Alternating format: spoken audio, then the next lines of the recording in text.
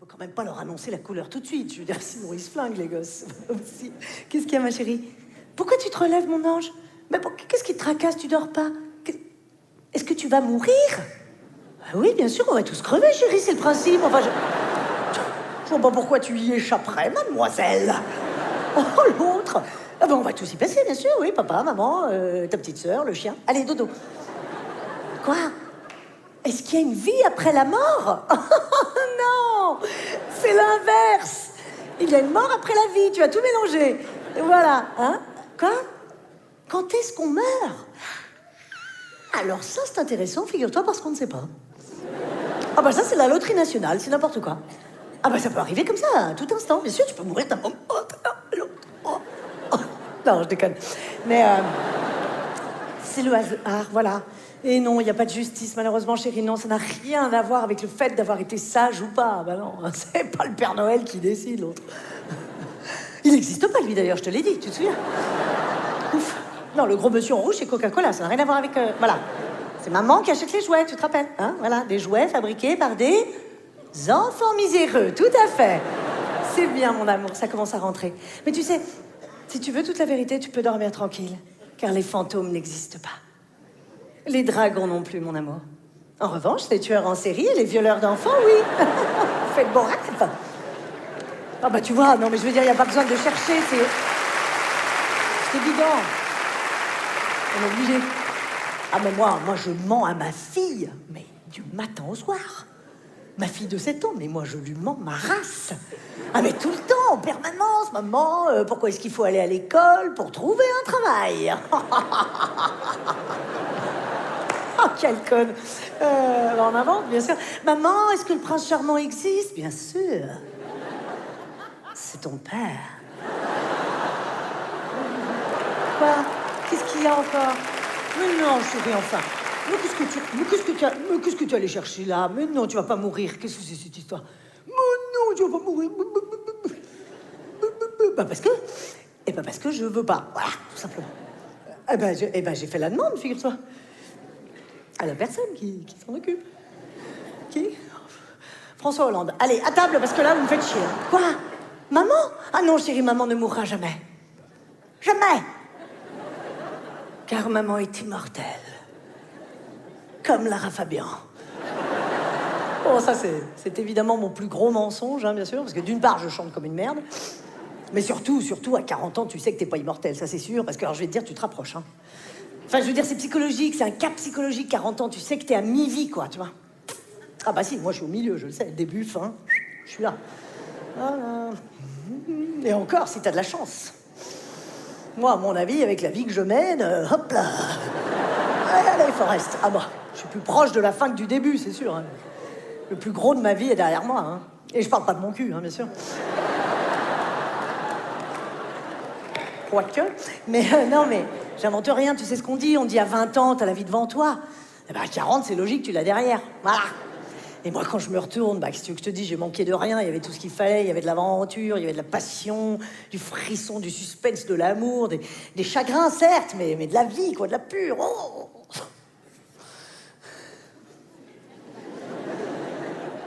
Et là...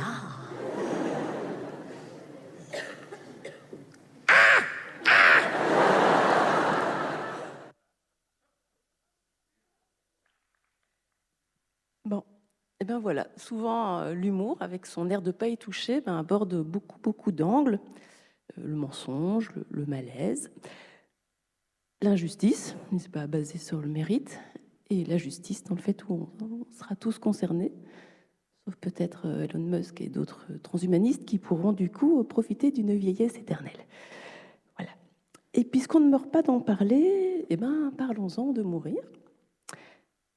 D'aucuns diraient que c'est un peu court, qu'on pourrait dire aux dieux bien des choses en somme, en variant le ton, tenez, plus littéraire, décéder, trépasser, plus doux, disparaître, s'éteindre, ou alors dans un souffle, expirer, un dernier soupir, plus végétal, manger les pissenlits par la racine, parce qu'en bon terrien nous serions 6 pieds sous terre, ou alors plus léger, monter au ciel, Ce qui fait que du coup, dans y rester, on ne sait pas tellement si nous allons rester au ciel ou dans la terre.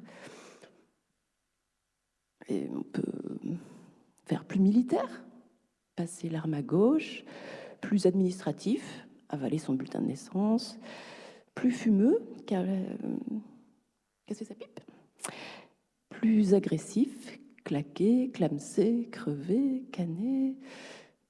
Et je vous ai gardé ma préférée pour la fin de la tirade, c'est rendre l'âme. C'est un peu à contre-courant de ce qu'on pense d'habitude, puisqu'on veut que ce soit le corps qui passe et l'âme qui reste. Mais en tout cas, d'en rendre, ça a la manière de marquer le côté passager de la vie. Il y a une vieille expression un peu désuète qui sert pour des projets, on dira dans 10 ans ou à la retraite, si Dieu me prête vie, si l'existence me prête vie. C'est quelque chose que j'aime bien, qui marque bien ce côté passager. Épicure questionnait « Qu'y a-t-il à craindre de la mort ?» et de répondre « Rien ». Voilà, super. Tant qu'on est vivant, on n'est pas mort, et quand on est mort, on n'est plus vivant. Bien, donc il n'y a rien à craindre. C'est un peu simple.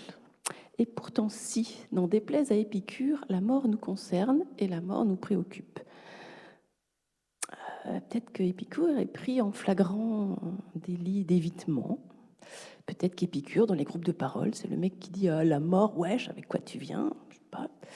Alors oui, comment on va gérer les Covid du néant ou les retrouvailles tendres avec nos grands-parents dans un fabuleux jardin? Comment certains vont devoir assurer avec 72 vierges et comment d'autres vont parvenir à aider leurs proches, d'autres ou les mêmes, parvenir à aider leurs proches de l'au-delà, ça concerne les morts, ça c'est sûr. La conception qu'on en a peut transformer un peu les sentiments qu'on a envers la mort, mais quand même, ça concerne les morts. Je donne raison à Épicure. Mais quand même. Alors moi, comme je suis pas médecin, on ne vient pas me demander des conseils sur les molécules. Et comme je ne suis pas diplômée en théologie, on me parle très très peu de l'au-delà. Une fois, on m'a demandé un truc. Comment Dieu allait interpréter ça? Je ne sais pas. Donc moi, en tant que psy, on vient me poser des questions, on vient me partager ce que ça fait dans la vie de ce savoir mortel. Et si je viens vous parler de la vie là, c'est pas pour esquiver le sujet, c'est pas pour dire je vais éviter l'épineux sujet de la mort, c'est que c'est quand même une épineuse conscience de ce savoir mortel. Vous savez, cette conscience qui fait de nous un roseau pensant de Pascal, cette petite chose insignifiante, perdue au milieu de l'univers, insignifiante et mortelle de surcroît, mais qui gagne en grandeur parce qu'elle est consciente de son insignifiance. Voilà. Alors, dans le sketch, Florence Foresti, elle ne parle pas de la mort, comme j'ai fait dans la tirade. Elle parle de sa mort et de la mort d'un être cher, la plus impensable des morts, celle de nos enfants. Mais en fait, que vous ayez rigolé ou que vous n'ayez pas pu rigoler, c'est pour la même raison. L'humour fonctionne comme ça. L'humour est basé sur une exagération, sur quelque chose qui est trop violent pour être pris dans son sens premier.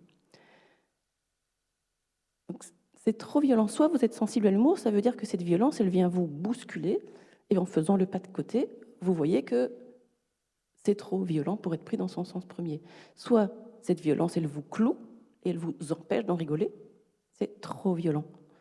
Donc que vous soyez sensible à l'humour, que vous ayez ri ou que vous n'ayez pas ri, c'est pour la même raison, c'est parce que c'est violent. Donc effectivement, il y a dans la mort quelque chose qui nous fait violence. C'est comme ça. En général, je perds le fil. Voilà.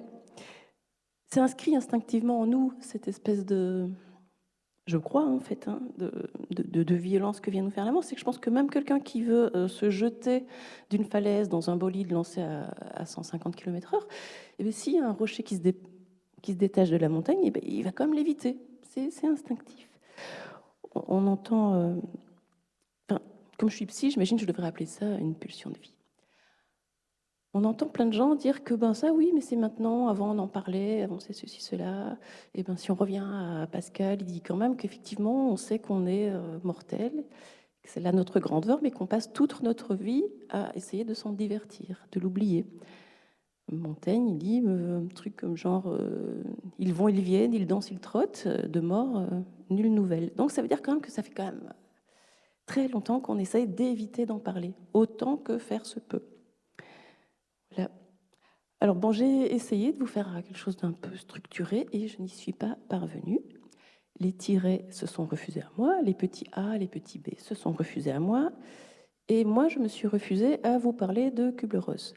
Non pas que ce soit pas intéressant, et ça aurait au moins eu l'intérêt de structurer mon petit speech là, mais voilà, je me dis que vous l'avez entendu 10 fois, 20 fois, et donc j'ai essayé d'amener un peu autre chose. Je vais donc vous livrer juste quelques petites réflexions, peut-être même plus des impressions que des réflexions, quelques histoires, quelques tips, j'en ai la prétention, et psy oblige, quelques interrogations. Voilà.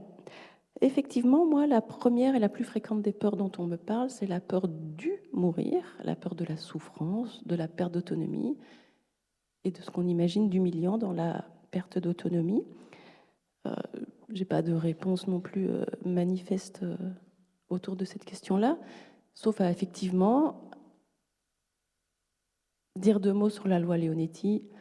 C'est vraiment, si vous vous y penchez, il y a vraiment beaucoup de choses. On sent que vraiment ce sont des gens qui se sont penchés sur la question avec beaucoup, beaucoup de réflexion, qui repèrent la profonde souffrance qu'il y a dans ce moment-là, dans le moment du mourir, les dérives possibles de certaines lois, de certains droits, mais aussi le fait qu'on est tous différents sur qu'est-ce qui est de l'acharnement, qu'est-ce qui ne l'est pas, qu'est-ce qui est une bonne façon de mourir, qu'est-ce qui ne l'est pas.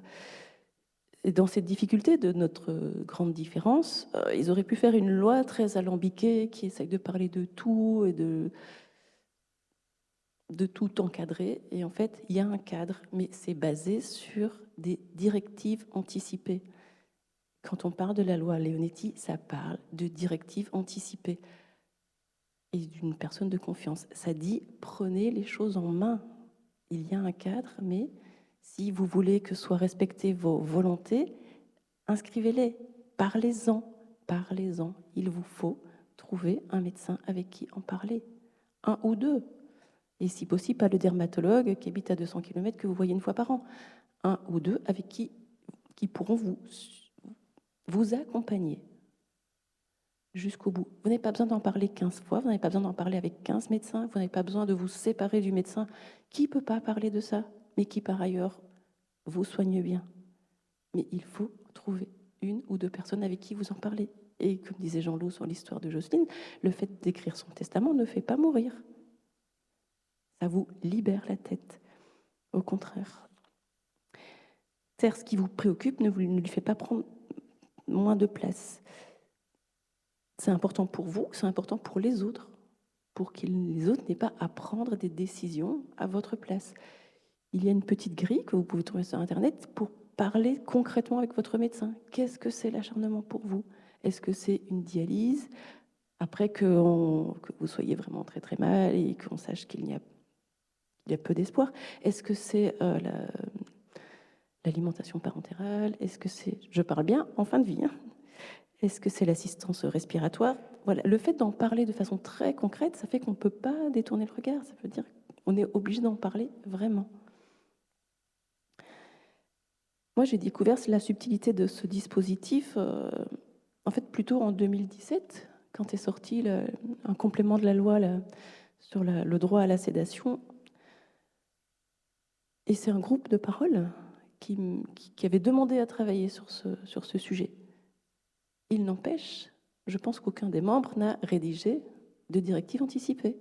Donc on voit bien que même dans un groupe de parole, et pour ceux qui sont là, qui le savent, ou les autres qui ont bien compris, que c'est un groupe de parole qui dure sur 1 an, c'est quand même des gens qui ont accepté de venir en groupe de parole pendant 1 an, qui veulent travailler sur la loi Leonetti, et puis qui n'écrivent pas qui ne rédigent pas leur directive anticipée. Donc ça veut dire qu'effectivement, tant qu'il y a moyen de ne pas le faire, on ne le fait pas. Effectivement, en plus du fait que nous sommes tous différents et qu'on va y mettre une limite différente à ce qui est supportable, en plus, même dans la même personne, cette limite, elle change quand on y est ou quand on n'y est pas. Soit on a une tolérance qui augmente, soit on a une tolérance qui diminue. Et ça vient compliquer la loi aussi. Et ça vient mettre une ambivalence. Et je comprends que cette ambivalence, elle vienne compliquer le débat. Mais voilà, donc je vais parler plus de quelques histoires qui parlent de cette ambivalence. Est-ce que c'est du déni? Mais je ne sais pas. Est-ce que c'est plutôt, moi je le vois plus comme une coexistence de cette pulsion de vie, cette conscience d'être peut-être au bord de la mort? Peut-être que cette pulsion de vie à ce moment-là, c'est un peu du déni. Je ne sais pas exactement. Mais moi, ça me parle plus. Voilà. Je me rappelle d'une dame que j'ai rencontrée en groupe de parole longtemps, que j'ai suivie en individuel, et puis qui, à un moment donné, décide avec le docteur que bon, c'est la dernière chimio qu'elle essaye, parce que vraiment, elle n'en peut plus, ça ne donne pas les résultats escomptés, le cancer progresse. Bon, c'est d'accord, on essaye cette dernière chimio, et si elle ne marche pas, ben, on arrête. On essaye la chimio, elle ne donne pas les effets escomptés, sauf en effet secondaire, et c'est rediscuté. Hein, on ne reste pas sur l'idée que parce qu'elle a dit ça... Et elle reste sur son idée que, bon, voilà, on arrête les chimios à ce moment-là. Elle est déjà hospitalisée dans la clinique. Cette clinique a des lits dédiés aux soins palliatifs. Donc elle reste là, elle se trouve bien entourée. Je continue à la voir. À l'époque, je travaille 3 fois par semaine dans cette clinique. Donc voilà, ça a l'air bien établi. Et puis un matin, elle me dit, oh là là, ce matin, j'ai pas pu faire 3 pas avec la kiné dans le couloir. Je me demande si c'est grave. Et l'ambivalence. Justement, là, sur le droit à l'aide active à mourir, il y avait une dame, j'ai recherché à quelle occasion j'avais entendu ça à la radio, donc je n'ai pas retrouvé sur quelle radio ni qui le disait, d'une dame qui travaille dans les soins palliatifs, qui disait mais qu'effectivement, elle avait rencontré une nana qui avait demandé une aide active à mourir, qui n'avait pas pu être accordée puisque ça n'était pas passé, mais qui en même temps, après avoir demandé ça, dit le lendemain, reconnaissant l'odeur du papier d'Arménie qui brûle dans les couloirs du centre de soins palliatifs, mais quand même, je ne voudrais pas attraper un cancer du poumon.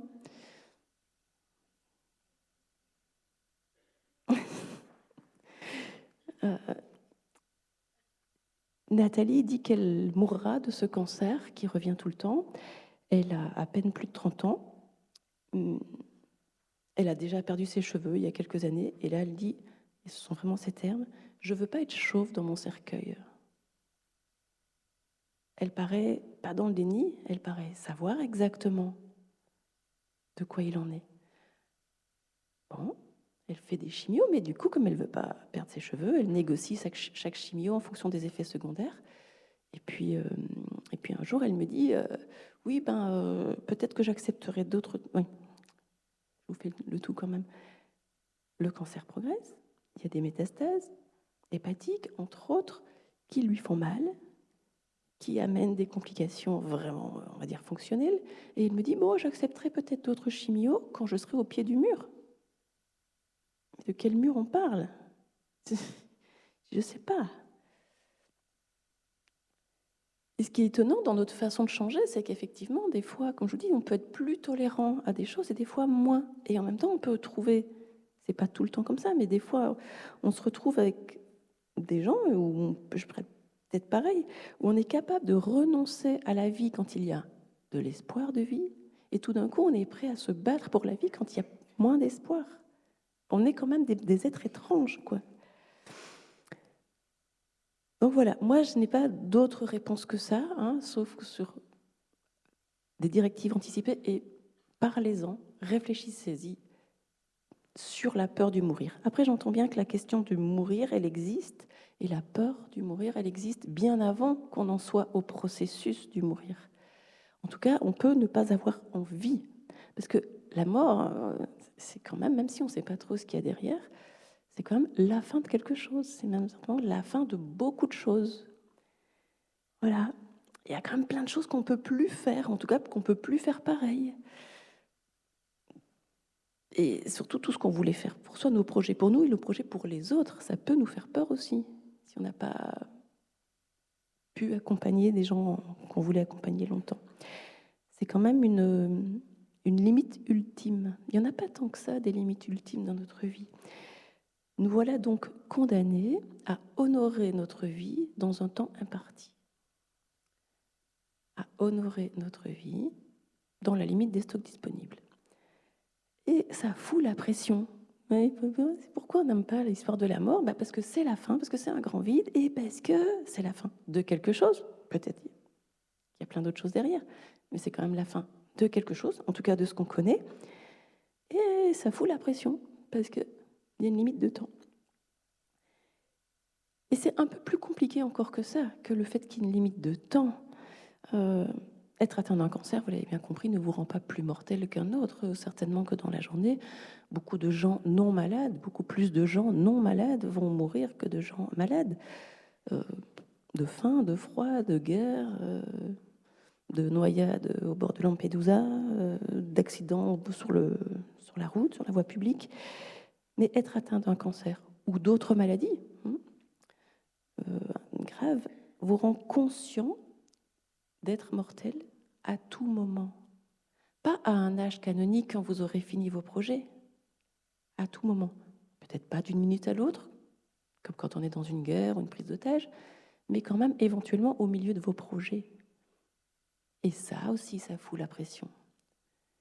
Mais avec un peu de chance et beaucoup de travail, on arrive à transformer le « ça fout la pression » en « ça presse à être heureux ». De nouveau, comme dans la loi Leonetti et les directives anticipées, c'est l'idée de vous remettre en action, être dans l'agir. Agir, c'est pas brasser de l'air, hein. C'est vivre avec plus de conscience.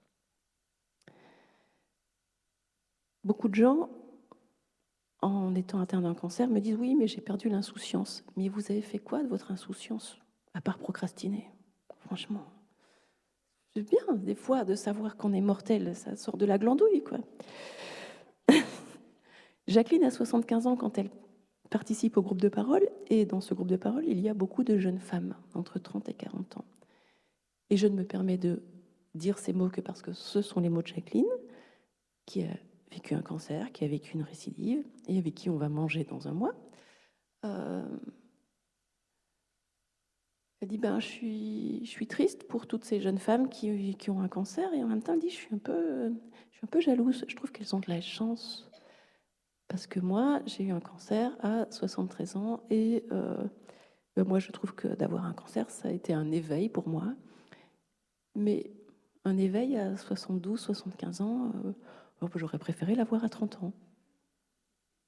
Voilà, je vous le transmets juste vraiment parce que je trouve que c'est utilisable. Si philosopher, c'est apprendre à mourir, et apprendre à mourir, c'est apprendre à vivre, alors Alain a bien appris. Il est embêté en répondant aux questions sur la qualité de vie en fin de pacte, parce que le cancer a progressé, il a plus de douleur, il a plus de fatigue, il est moins bien. Et pourtant, il se sent mieux. Il se sent mieux parce qu'il a apprivoisé l'idée qu'il allait mourir. Florence se prépare depuis un moment, après des périodes de déni. Des périodes de déni parce que quand même elle est en pacte, et elle finit par aller demander à Jean-Loup oui, est-ce que c'est normal qu'on ne parle pas de la mort dans le pacte? Alors Jean-Loup, lui, effectivement, trouve que c'est pas tout à fait normal, il vient m'en parler. Alors moi, je m'étonne, mais je me dis, il me semble qu'on en a déjà parlé, en tout cas de façon transversale. Peut-être qu'il faut être plus clair, plus... Et donc, je décide que j'annonce, au prochain pacte, prochaine rencontre, nous aborderons la question de la mort. Qui ne vient pas? Voilà. Cela dit, les choses continuent à avancer et le pacte se termine, je continue à rencontrer Florence. Et puis, à un moment donné, elle est obligée de voir que les chimios ne donnent à ce moment-là plus les effets escomptés. Pendant longtemps, ça a donné les effets escomptés, mais là, à un moment donné, beaucoup moins. Et elle me dit quelque chose qui m'a marquée.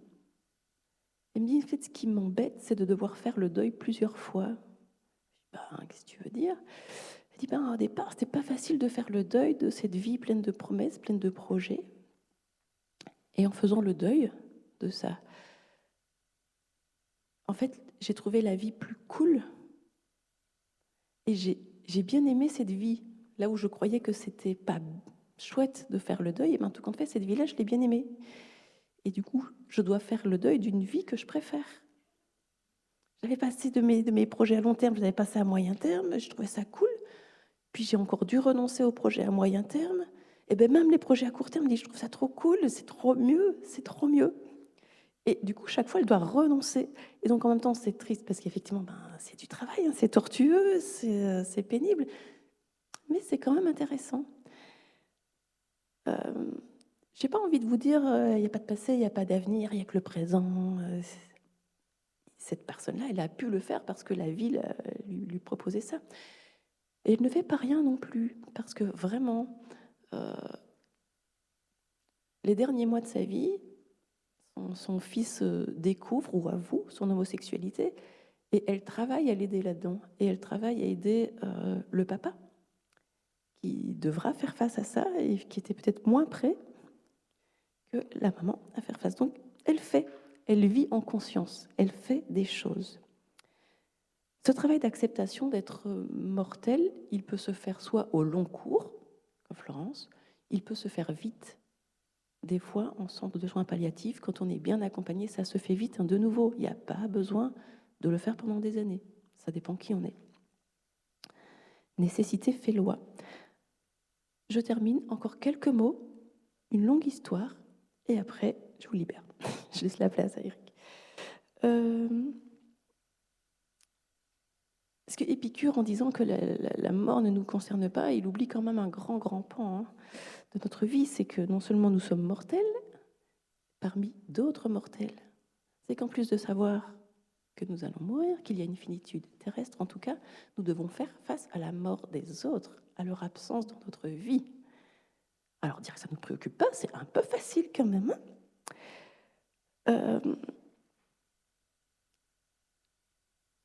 Les rites pour accompagner la personne morte ou au contraire pour accompagner les vivants, vous aurez repéré qu'en différents endroits de la Terre, ils peuvent être différents. Ils ont en tout cas quelque chose qui semble semblable, c'est le fait d'évoquer la personne qui est disparue. Tous les souvenirs qu'on peut avoir avec cette personne-là, ça peut ressembler un peu à retourner le couteau dans la plaie. En même temps, si ça semble universel, si c'est fait dans plusieurs parties de la Terre, c'est peut-être que c'est du matériel psychique utile pour faire ce fameux travail de deuil.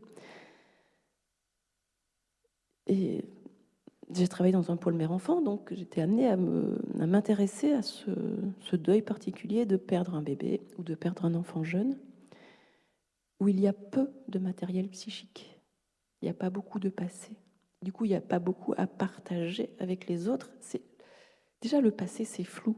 Déjà, quand on évoque des souvenirs, mais si, mais Tati Paulette, elle était déjà rousse. Non, je t'avoue, elle était encore blonde à l'époque. Non, je t'assure, ah bah, oui. Et papy, il avait sa Peugeot. Non, il avait déjà une Renault. Vous voyez que déjà, le passé, c'est flou. Mais le futur, c'est encore plus flou, c'est encore plus impalpable, c'est difficile à partager.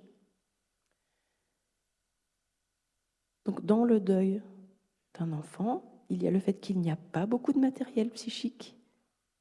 Et il y a le fait qu'il y a quand même un futur qui n'aura pas lieu, mais qui a été investi. La perte du futur, c'est quelque chose qu'on ne travaille pas assez.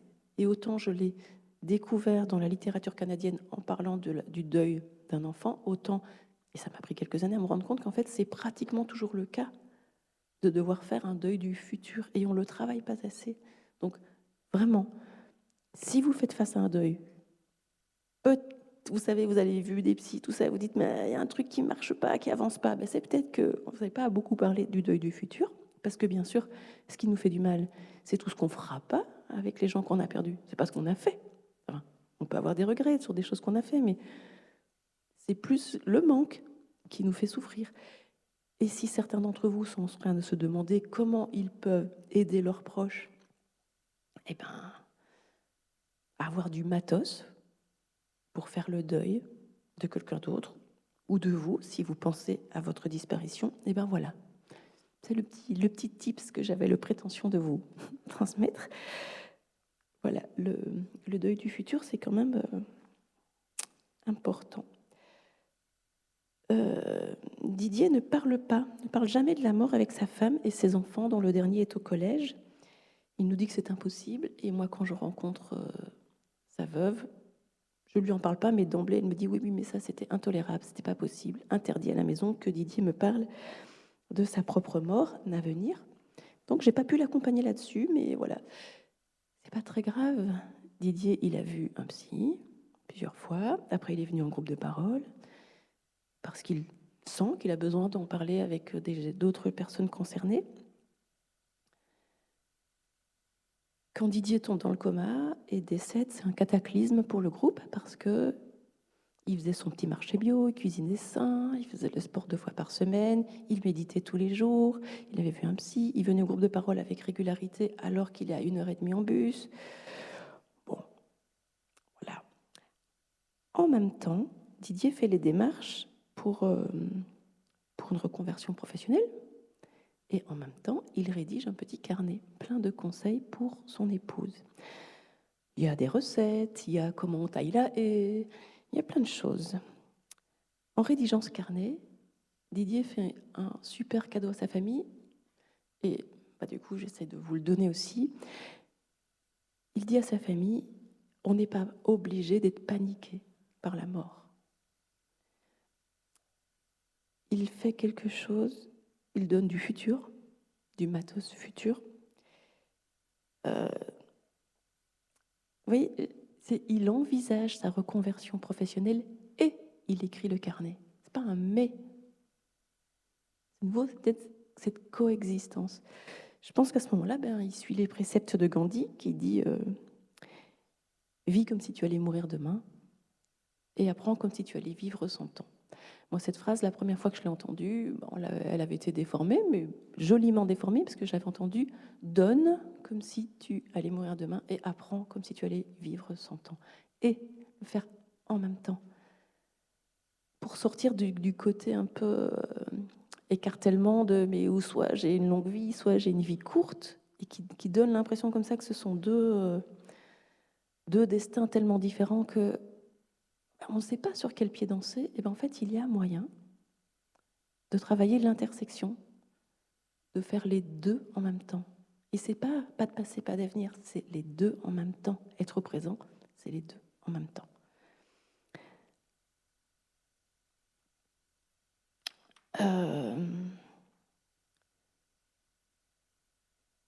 Moi, j'aime bien quand mes enfants, ils me répondent « Oui, je savais que tu allais dire ça, maman. » Parce que ça veut dire que quand je n'y serai plus, ils pourront toujours se dire « Ah tiens, et si j'en avais parlé à maman, qu'est-ce qu'elle m'aurait dit? Qu'est-ce qu'elle m'aurait répondu ?» C'est peut-être une façon de préparer sa mort, de faire que les autres vous connaissent assez pour ne pas perdre au moins ce que vous aurez répondu. Ce que vous auriez répondu. Et j'ai fini.